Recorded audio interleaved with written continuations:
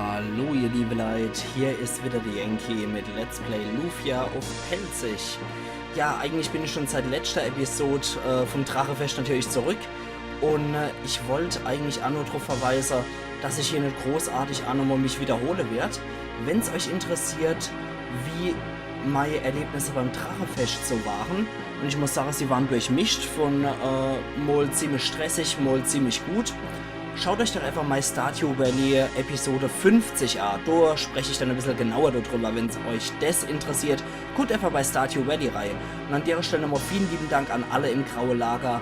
Ihr wart trotz aller Dinge, die so passiert sind, echt großartig. So, jetzt haben wir die mysteriöse Person. Iris, warum bist denn du dann hier? Idora hat mich gefangen. Aber warum ausgerechnet dich? Warum hat er dann dich entführt? Ich weiß nicht, aber danke für meine Rettung. Ich bin froh, dass das gut geht. Lass uns hier verschwinden, Seeland, bitte. Gern. Flucht! Ups. Funktioniert nicht, der Zauber ist blockiert. Ach, das war bestimmt der Idora, aber ja klar, dass er noch etwas Fieses macht, bevor er verschwindet her. Wir in Gebalen, hier müssen zu Fuß raus. Was? Der Tempel stürzt ein. Ah, das ist also Idoras Abschiedsgeschenk. Der muss ihm das letzte Wort haben her. Los, wir müssen etwas unternehmen, der Fluchtzauber ist blockiert. Aber was können wir dann machen? Ich weiß das nicht her. Es muss irgendein Gerät geben, was der Zauber unwirksam macht. Aber wie kommst denn du da drauf? Idora ist tot, aber die Magie wirkt noch. Das heißt, irgendetwas muss die Magie erzeugen, du Blödmann. Ja, könnte sein. Alle Hauptschlossen uns rausfinden, was das ist. Huch, jetzt haben wir auch noch Iris hier in unserer Gruppe. Aber sie ist nicht spielbar. Ja, vielleicht besser so. Wäre vielleicht etwas imbar, wenn sie spielbar wäre. Gut, hoppala, warte mal. Der Dohi. Der Dohi. Und da kommt was. Obacht. Dann gehen wir nämlich mal von der Seite Dohi. Holen uns den Haken und wascheln runter. Da kommen wir jetzt nämlich hier in das Gebiet endlich rein. Södele. Okay, da brauchen wir dann auf jeden Fall nochmal die Bomber. Und hier müssen wir auch noch rein. Wutringfunne. Das ist gerade so kracht wie Zau. Okay, Wutring. Wer kann das Ding tragen? Seelan kann es tragen. Bringt ihr aber nicht besonders viel. Okay, dann geht es in Abteilung K. Und es schmeckt noch nicht mal. Herzlichen Glückwunsch. Dann sollten wir nochmal Runde Heilung spendieren und uns in den Kampf stürzen. Oh, scheiße. Das sind ein paar. Na gut, wir probieren trotzdem unser Bestes. Hoffen wir einfach, dass es funktioniert. Ja, einer schon mal kaputt. Ja, da war ja Geist besonderer Angriff hier. Scheiße.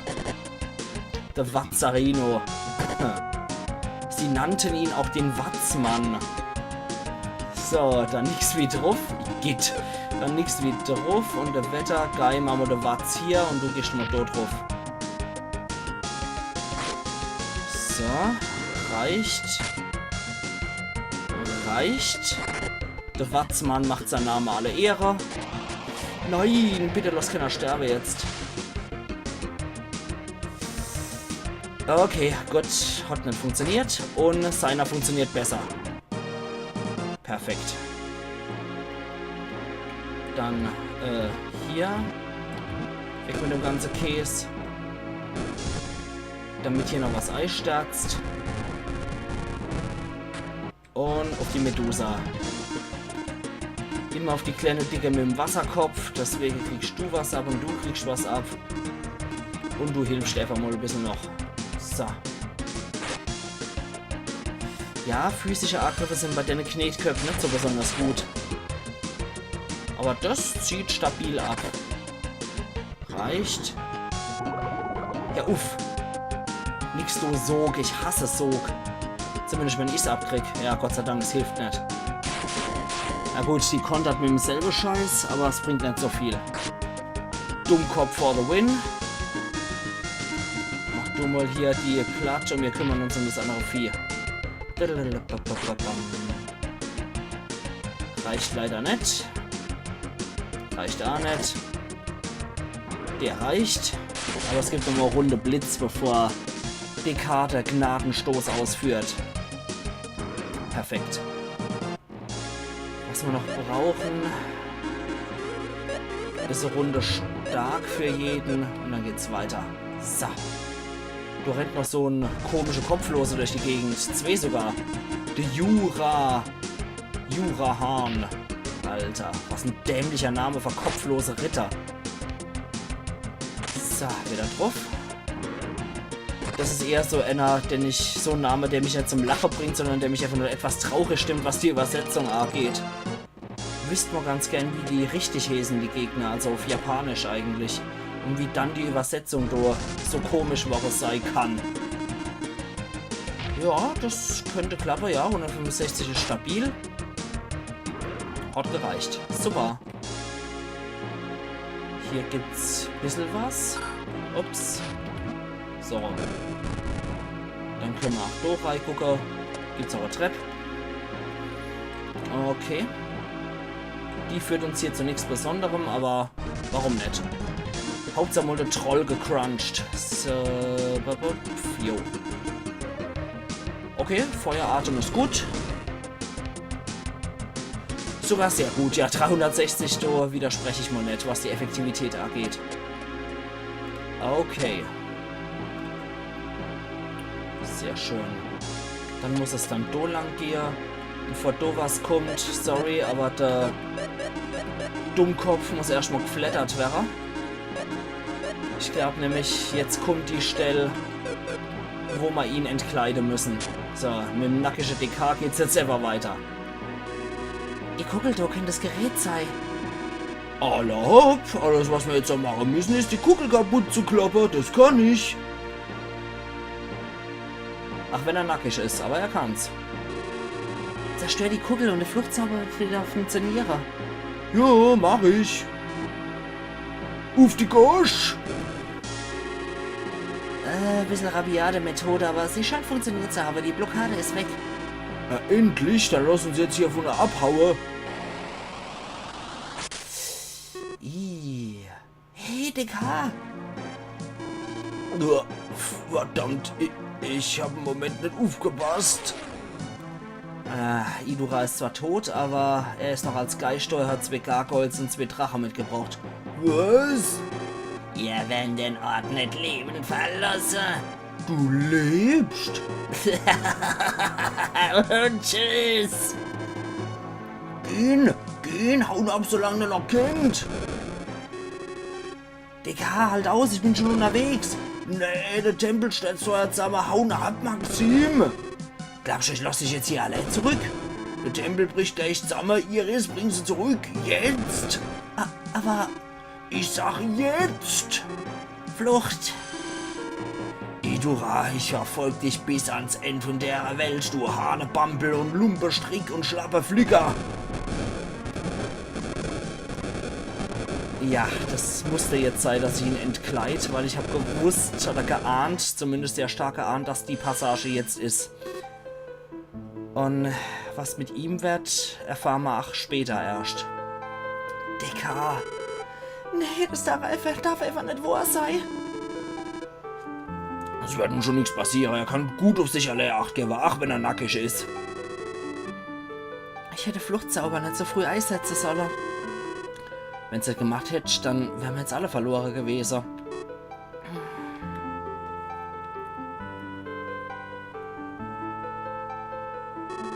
Wo gehst du jetzt hier? Ich wäre für DK Beter. Mehr kann ich im Augenblick nicht machen. Tolle Ausrede. Was machen wir jetzt, Maxim? Wir setzen unser Race natürlich fort. Und das mit dieser unglaublichen Depri-Musik darauf ein Bett. Ja, vor 20 machen wir das doch. Ich sehe dann Maxim in uns und Guy darf auch in ein eigenes Bett. Der muss es jetzt nämlich mit DK teilen. Aber schade, wir haben unseren größten Kämpfer leider jetzt verloren. Das ist schon etwas schade. Okay, wir setzen unser Race fort. Wie gesagt, noch Kytos. Hier geht's noch Kytos. Okay. Joink, joink. Wir finden auch schon Ersatz für DK, keine Angst. Ist hier alles vom Spiel so vorgesehen. Trotzdem kriegen wir noch dieselbe Bedrohung auf die Backe geschmissen, als hätten wir ihn noch dabei. Naja, schauen wir mal. Und rufende Wetter. Gut, einer weniger. Drauf. Stärker auf alle. Und drauf. Gut, der haut jetzt wahrscheinlich ab. Jo, der macht die Biege. Okay. Oder so. Dann Runde stark.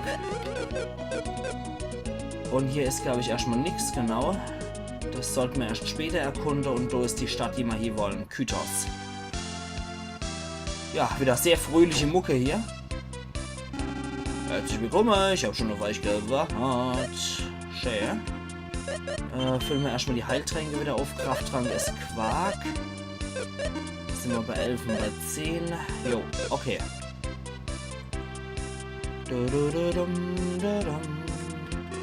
Wenn ihr mit dem Schiff nach Süden fahrt, kommt ihr zur Schicksalsinsel. Falls ihr schon was verkäft habt, sollten ihr da hier fahren. Vielleicht findet ihr ein bisschen mehr. Findet ihr einiges wieder. So rum. Oh, nicht schlecht. Steinbrecher kann Städte zerschmettern und Donnerschlag. Okay. Ist gekarft. Axt aus Bronze. Bomber. Ist gekarft. Morgenstern. Eiserne Kuppel, die mit einer Rakete am Griff befestigt ist, ist gekarft. Schraubstock sehen wir noch verwendet, das gedacht ist. Silberwäscht. Magiestaub. Kann nicht schade. Erstmal für dich. Dann für dich. Okay, egal. Das kriegt er jetzt nicht. Seidentoga, das brauche ich jetzt nicht. Megakraft für die KP auf. Glaszylinder. Na, lassen wir mal sein. Das Silberhelm. Schleicher reduziert die Schnelligkeit. Okay. Muss jetzt sein. Rosenschild. Schild gespickt mit Dorne, das kriegt jetzt Guy einfach mal. Gebäreschild, dann kriegt sie. Das war's erst einmal. Da müssen wir noch gucken, was Fumi sag ich. Was Gordo noch alles kriegt. Silberschild.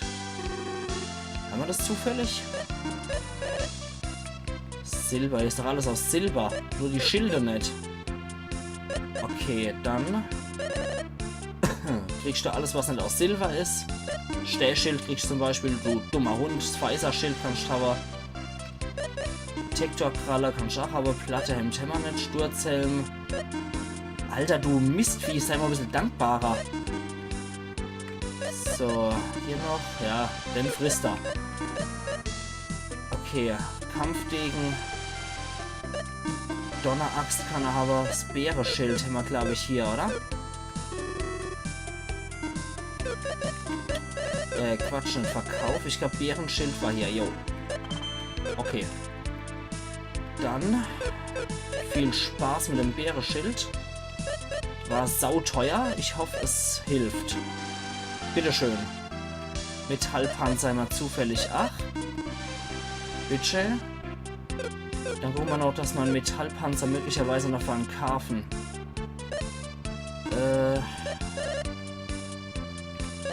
Nee, finden wir hier leider nicht. Aber er kriegt ein Plattehemd. Okay, müssen wir gerade tauschen. Für die Silberweste, genau. Metallpanzer mal gerade nicht parat, aber Dendo kann ich da ab. Und jetzt will er noch für immer nicht, der Blödmann. Platinhelm, Kettenhemd kann ich noch haben, Speedyring haben wir nicht, Pferdestein haben wir auch nicht. Und das DK-Schwert kriegst du bestimmt nicht. Tja, aber irgendwas müssen wir noch holen. Ich hoffe, ihm schmeckt der Steinbrecher. So.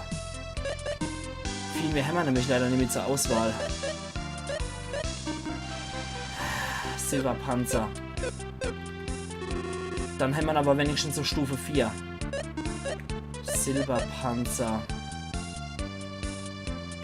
Scheißendreck. Ich hoffe, ihm schmeckt die Federjacke, wobei er kriegt die Silberweste. Friss es und weh, es schmeckt da nicht, du Scheißvieh. Du Arschgeige. Du Ultra-Arschgeige. Mann. Endpunkt brauchen wir noch, damit wir das Vieh auf volle Wumme kriegen. Ihr seid bestimmt reisende Krieger. Ihr braucht unbedingt das Schiff für euer nächste Reise. Ich höre gehört, das wäre das Schiff günstig zu verkaufen, wollen aber mit dem Händler retten. Ah jo, wir noch. Hallo, ich habe deinen Kunden mitgebracht. Hoppla, wo ist denn Lexus hier? Er muss im Labor sein. Seid ihr diejenigen, die am Schiff interessiert sind? Ah ja, Akku kostet ja nichts. Das ist es. Ist fast wie neu und ein richtiges Schnäppchen. Warum will der Besitzer dann fast neues Schiff verkaufen? Der Besitzer ist ein Lexus Shire, der ist vielleicht komisch und er denkt, er sei ein genialer Wissenschaftler. Ach, der erfindet immer so seltsame Sachen und weil das eine Menge kostet, braucht er ständig Geld. Wie kommt es sich dann leichter, das Schiff zu kaufen? Ja, er hat gesagt, er hat einen reichen Typ für einer von seinen Erfindungen zu kaufen. Das klingt jetzt ziemlich unglaubwürdig. Am besten wir gucken uns den Typ mal persönlich an, vielleicht ist er wirklich ein Genie. Lexus in der Höhle nördlich von hier, da ist ein Labor. Babbeln auf jeden Fall mal persönlich mit ihm. Ah jo. Junge Frau ist gestern nach Süden gegangen, die hat irgendwie besorgt ausgesehen. Sieht aus, als ob Lexus am Erfinden ist. Ich hoffe, er versenkt jetzt schon wieder das Schiff. Ja, ihr seid auf der Hut. Erfindungen von Lexus kann man nicht trauen. So ein richtiger Hohlbrocke hier, der nicht offen ist von Neues. Wenn ich groß bin, wäre ich Seemann. Wer will schon den ganzen Tag daheim rumhocken? Dr. Lexus ist ein Genie. Ich kann keiner, der schneller als er Schiffe versenken kann. Na, das spricht jetzt nicht so für ihn. Lexus ist irgendwie komisch, aber ich mag ihn. Er ist immer nett zu mir. Mal hier Blume, wenn ihr die von meiner Schwester abkauft, wenn sie zurückkommt. Das war jetzt nicht richtig, aber ja. Die Quintessenz sollte klar sein. Ihre Schwester verkauft Blume. Die Schicksalsinsel liegt südlich von hier. Es soll ein riesiges Casino in der Stadt geben. Cool, ich spiele mal für mein Leben gern. Oh, das kann aber gefährlich werden, Mädel. Hallo alle zusammen, hier könnt ihr euch amüsieren. Sie interessierte urheilvolles Gerücht. Irgendwann muss man für Hölle fürchten, die die Welt zerstören wollen. Ich an eurer Stelle die Lexus Höhle nicht so nahe komme. Ich hab doch böse Erfahrungen gemacht. Gucken wir mal, was es jetzt zu trinken gibt. Ich weiß, wir holen mal einen Apfelsaft, weil ich glaube, das hilft bei Kapselmonster 8. Ich habe gehört, ich habe 1000 Gold einfach verschwendet. Scheißvieh. Elende Scheißvieh. Abgehört, in Tarika gibt's einen besonders guten Tee. Ich hätte noch gern welchen, bevor ich gehe. Ich würde so gern auf der anderen Kontinent ein leises Leben anfangen. Na, mach doch. Gönn dir. Friede sei mit euch. Ja, du mich auch. Gut. Ja, dann können wir doch jetzt erstmal zu Lexus gehen, würde ich mal sagen. Der hat hier sein Labor hier direkt bei den Vulkanen. Sehr vertrauenserweckend. Aber die Musik ist so geil. Willkommen in Shires Labor von Lexus. Wer es nicht glaubt, der irrt sich. Okay, wie war denn das jetzt? Okay, das war schon mal falsch.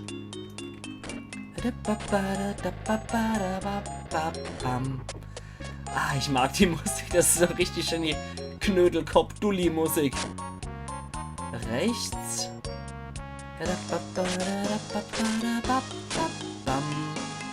Rechts, links. Willkommen erneut. Doch tritt nun ein. Hinter dieser Tür soll das Laboratorium sein. Tja, am Arsch. So warst du schon eher.